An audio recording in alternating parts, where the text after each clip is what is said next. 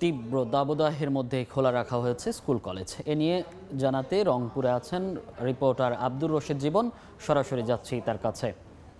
জীবন, পড়ছে জনপদ এবং আমরা যেটি দেখছি যে রংপুরের যে তাপমাত্রা সেটি কিন্তু 36 ডিগ্রি থেকে 40 ডিগ্রি পর্যন্ত ওঠানামা করছে এবং এই গরমের মধ্যেই কিন্তু 28 তারিখ থেকে বিদ্যালয়ের যে পড়াশোনা সেটি কিন্তু চলছে। যদিও প্রাথমিক বিদ্যালয় বন্ধ আছে, মাধ্যমিক বিদ্যালয়ের যে কার্যক্রম সেটি কিন্তু চলছে এবং শিক্ষার্থী যারা রয়েছেন তারা কিন্তু এক প্রকার বাধ্য হয়েই কিন্তু ক্লাসে আসেন এবং ক্লাস করছেন। তারা যেটি বলছেন যে যেহেতু আসলে পরীক্ষা তাদের পাশাপাশি সময় চলে আসছে এবং তারা সেই কারণে আসলে ক্লাস না করে তাদের পড়াশোনার ক্ষতি হয়েছে, তাই তারা আসলে এই গরমকে উপেক্ষা করেই কিন্তু তারা আসলে ক্লাসে আসছেন এবং ক্লাসে এসে তারা কিন্তু আসলে শিক্ষা কার্যক্রম তারা কিন্তু গ্রহণ করছে। এবং তারা যেটি বলছেন যে যখন আসলে বিদ্যুৎ থাকে তখন আসলে ছাত্রছাত্রীদের সেরকম ততটা আসলে সমস্যা হয় না, কিন্তু বিদ্যুৎ যখন চলে যায়, যেহেতু আসলে এখন লোডশেডিং এর মাত্রা বেড়েছে, লোডশেডিং এর পরিমাণ বেড়েছে, যখন আসলে লোডশেডিং বেড়ে যায় তখন আসলে তাদের আসলে গরমে হাঁসফাঁস অবস্থা হয়ে যায় এবং এই গরমের কারণে তারা আসলে একটু জটিল অবস্থায় পড়ে যায়।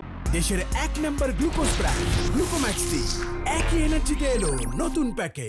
তারা যেটি বলছেন যে আসলে যেহেতু এই অঞ্চলগুলোতে আসলে বিদ্যুৎ বেশি সময় থাকে না, কিছুক্ষণ পর পর বিদ্যুৎ যাওয়া আসা করে, এই বিদ্যুতের যাওয়া আসার কারণেই কিন্তু তাদের আসলে যে ভোগান্তি আরো বেড়ে গেছে। এবং অনেক অভিভাবকের সঙ্গেও আমার কথা হয়েছে আজকে। তারা যেটি বলছেন যে তারা উভয় সংকটে পড়েছেন। একদিকে যেমন ছেলেমেয়েদের পড়াশোনার জন্য তারা শঙ্কিত, আরেকদিকে এই গরমের কারণে ছেলেমেয়েরা ক্লাস করছে সেদিকেও তারা কিন্তু আসলে শঙ্কিত। তারা যেটি বলছেন যে এই গরমকে আসলে তারা উপেক্ষা করতে পারছেন না। তারা যেটি বলছিলেন যে আসলে যদি মর্নিং ক্লাস করা হতো, যদি মর্নিং স্কুল করা হতো তাহলে তাদের জন্য ভালো হতো, তাহলে যারা শিক্ষার্থী রয়েছেন তারা সকাল সকাল এসে সকাল সকাল বাসাতে যেতে পেতেন এবং একই সাথে তাদের যেমন পড়াশোনার ক্ষতি হতো তেমনি অভিভাবকের যে সংখ্যা এই গরমকে কেন্দ্র করে ছেলেমেয়েদের যে স্বাস্থ্য সুরক্ষার বিষয়টি সেটি আসলে নিশ্চিত হতো।